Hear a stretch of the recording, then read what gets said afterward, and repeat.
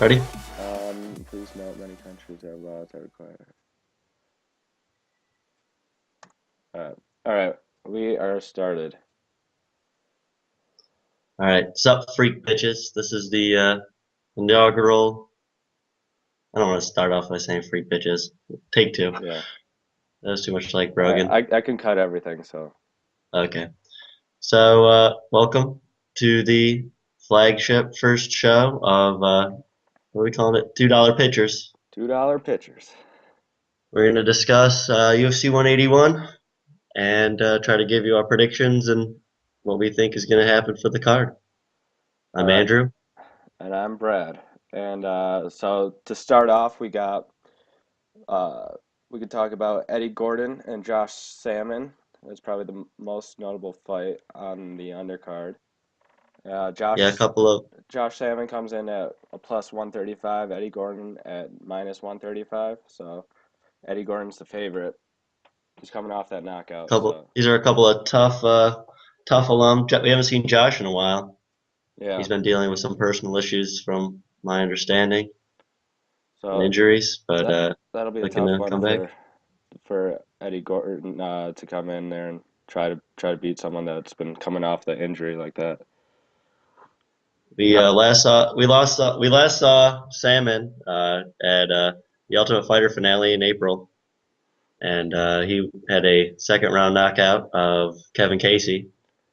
Yep. So he was kind of controversial on the show. I think he lost to Kevin Gastelum in the semifinals. Yep. Wanted to fight Uriah, never really kind of came to fruition. But So so what's your it, prediction for that one? um, Eddie looked good in his last fight with the first round knockout, but I don't think that season was as tough as the one that Josh was on. That's true. And Josh did look good on that season. I mean, he did lose to Kevin Gastelum, who was the eventual winner, but I think I'm going to take Kevin. No, I'm going to take Josh Salmon on this one. Really? All right. I have Eddie Gordon winning it, so I'll stick with the favorite there. So that's still a close fight, but I think Eddie Gordon can take that. I All think right. if Eddie Gordon's to win, I think it's going to be an early stoppage. I think that Josh is probably better conditioned than Eddie, and I think he can squeak out the decision. That's true. Eddie Gordon trains with Matt Serra, I think, doesn't? Yeah, I think so. I think he's part of the Long Island crew there. But next up is Uriah Faber at minus 488 and Francisco Rivera at plus 485. So I think Uriah's got that. I'm not calling for the upset on this one either. I think Uriah doesn't know how to lose unless it's a title fight. Then he's really good at losing, and I think that Francisco's a good scrap, but I think Uriah's gonna win, and I think he'll probably finish Francisco. Yeah. With I mean, Uriah, he keeps wanting to be on the undercard, but I mean, I guess it helps his publicity. But I think yeah, I mean it definitely, and it also helps the Fox Sports prelims. Uriah, I mean Uriah has a big fan following. He's a household name at this point, and I think by throwing him on the prelims, it's going to get people to actually tune in because some of these other fights on the prelims aren't really uh, worth tuning in for. I probably, besides these last two, won't watch the other ones. yeah. I mean, so you got Uriah Faber, so do I. Um, I next up is Tony Ferguson and Abel Trujillo, who that's going to be a good fight. Tony Ferguson's been looking really good, and Abel's always a strong guy. I don't really I know. think the Team Killer tattoo is kind of intimidating, so I think I'm going to go with Abel on this one. Really, Even though Tony's been looking good, um, when he last fought on the horrendous Sacramento card, right? yeah. Forget what UFC that was. Was that UFC 177? Yeah, 177. He won that split decision over Danny Castillo Yeah, last call. I mean I think that's a in tough that fight. fight, Danny was able to take him down a lot. Didn't really. All right, we're recording again. Where did we So leave off? we were talking about Tony. Tony Ferguson, Abel. Yeah, so I'm gonna go with Abel on this one. I think that Tony's striking is probably a little bit better, but I think Abel is dangerous on his feet, and I think that he's a strong guy. I think he'll be able to get him to the mat, and he'll be able to keep him there and maybe punish him a little bit.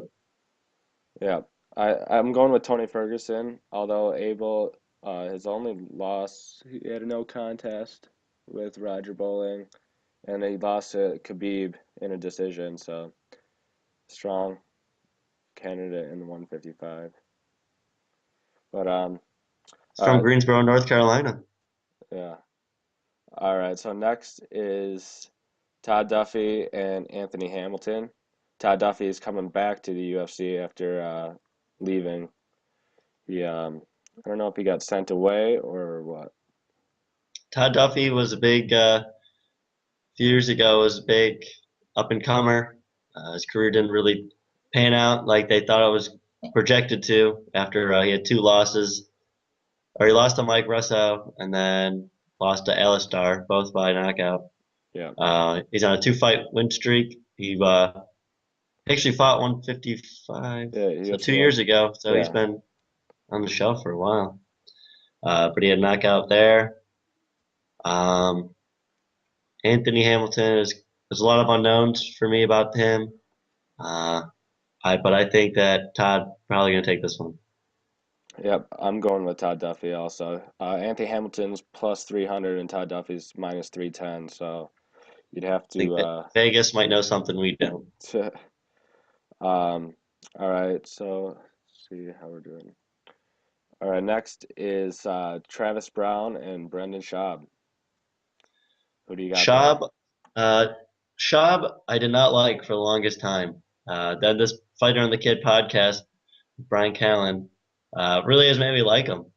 He's funny. I really enjoyed the one where Matt Mitrione was on there because I like Matt a lot. I think he's funny. And when they had their whole build up to the fight, I thought Brendan was kind of coming off as kind of a jerk. And I know it's all to hype a fight, but that's kind of what they resolved. So I really like that, and it made me turn the corner on my opinion of Brendan. Yep. His last fight was against Arlovsky. I thought he won that fight. Very boring fight. So neither one of them really showed anything to me. But I did think Brendan won that. However, I don't think he's going to win this one. Yep. Travis Brown's a killer. Well, what do you think the fight odds are for that? I just want to see. Uh, is I think Brendan's definitely the underdog, but probably like 500. Well, Brendan Schaub's plus 305, Travis Brown's minus 335. So, So I yeah, Travis yeah, Brown's a favorite. I think Yeah, I'm there's been going. a lot. Have you been seeing the stuff with Travis Brown moving to Glendale Fight Club with Edgar Oh, yeah, or yeah. what is his name, Charvirian? Yeah, they've been He talking a lot. he's been saying a lot of stuff, mocking Brendan Schaub striking and this and that. So I don't know if Brendan's going to come out and try to showcase his striking a little bit. I think if he does that, that'd be a big mistake. Um, but we'll see. I'm pulling. I want Brendan to win, even though I have nothing against Travis Brown. I think he's a nice guy. He's a fun fighter to watch. His wife's hot, or his girlfriend rather. But I want Brendan to win, but I think Travis is going to win. Yep, that's how I feel. I have Travis Brown winning it. I feel like Travis Brown has more ways to win, even though Brendan Schaub's been saying that he has more ways to win.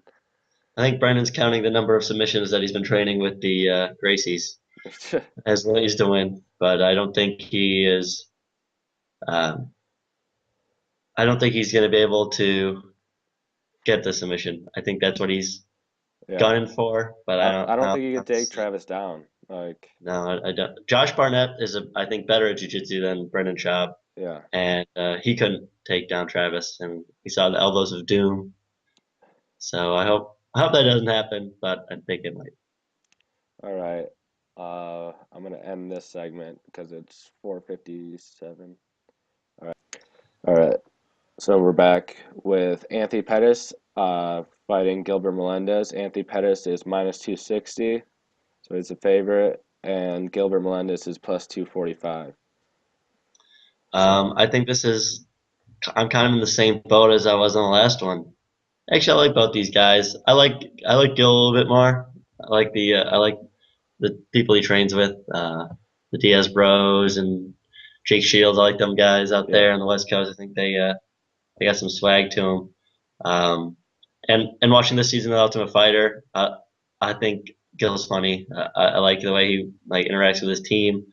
Anthony's team was like a little bit better, a lot better. But I think from the get go, Anthony picked all the better fighters. I yeah, don't think it was. I didn't think it was really that much of the coaching. I think Anthony literally took all the fighters that were like higher ranked, yeah. and I think Gil just took the people that he liked.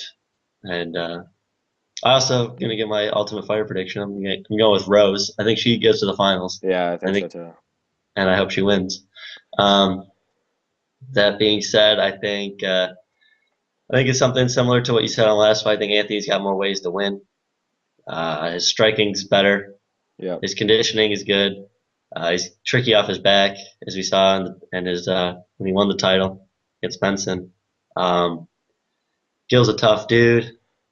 I see this. I see him lasting. I think he'll.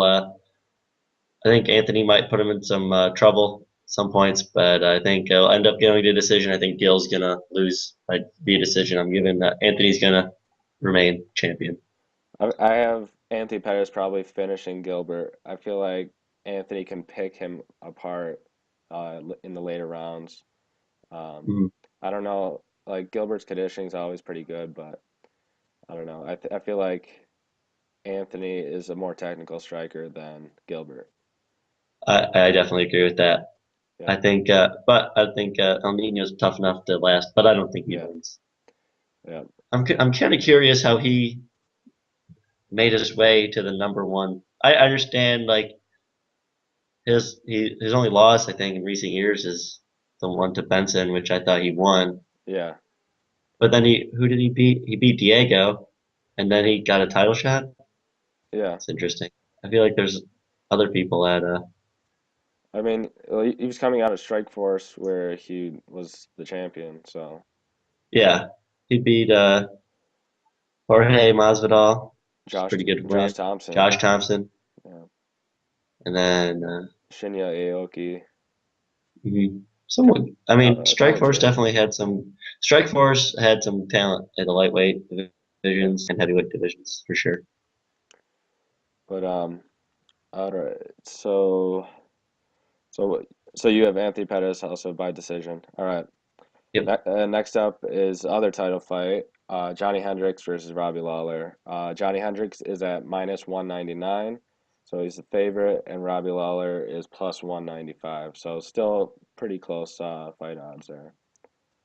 I think I rewatched the fight this morning, their first one, Yep. and I think there's a lot. Robbie looked pretty good in his boxing, but he didn't really mix it up his striking very much. He wasn't as diverse as we've seen him. Yeah. Uh, didn't throw many high kicks, and when he was throwing the leg kicks, he was landing them pretty solid. Yeah. Um, so I The, think that there's a lot he can do better in this like the fight. other question is Johnny Hendricks in the first fight he tore his bicep, so you like that obviously affected how that turned out too. So hmm it's hard to Uh, I, rewatch that fight and really judge Johnny Hendricks on that fight. But yeah, maybe that's why Johnny was throwing so many kicks. Do you know what round he tore his bicep in? I remember it was pretty early. I think I'm not entirely sure. I think that his striking looked good, but I don't know how much better his striking will be, even with the torn bicep. I think Matt Serra fought his whole career with a torn bicep, or Yeah. a big chunk of his career with a torn bicep. I don't think he's ever gotten it fixed. So I don't know how much of a difference that'll make in striking. I know that's probably excruciating. Um, There's don't look up the pictures for torn bicep. I gotta keep watching. All right. So who do you have for that fight? Johnny Hendricks, Robbie Lawler. I don't know. I'm torn on this one. I think uh, I think Robbie can make his striking better, but I think Hendricks can wrestle more because I think he didn't wrestle as much as we've seen him in the past in that first fight. But Robbie didn't really mix up his striking as much. Yeah, But then Robbie has been the more active fighter, yeah. and he's looked great in his last two fights. I think Johnny Hendricks wins via split decision. Wow. I have Robbie Lawler winning it by decision.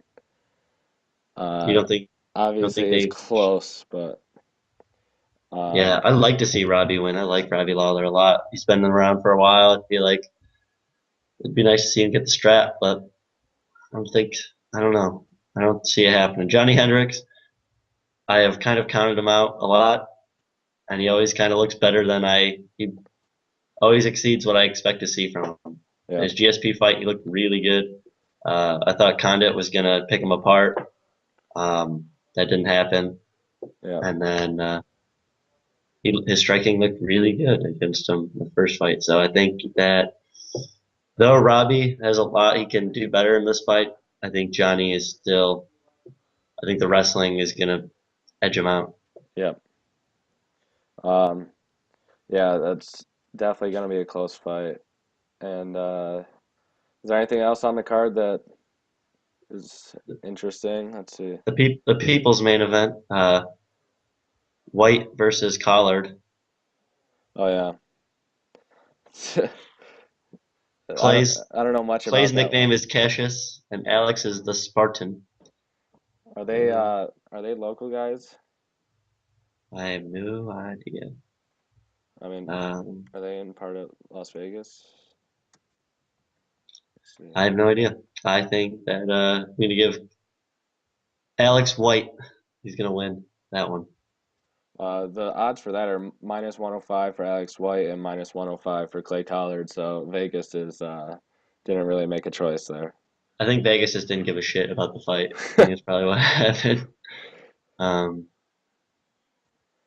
yeah, I don't know. I think Yep. that's about it. All Next right. weekend's a big weekend. Loser has to do a prank, or loser has to do a whoever loses the decisions, whoever or our predictions rather, well, they have to do perform a task. We'll make it interesting All somehow. right. Yeah, we'll turn it into a game here.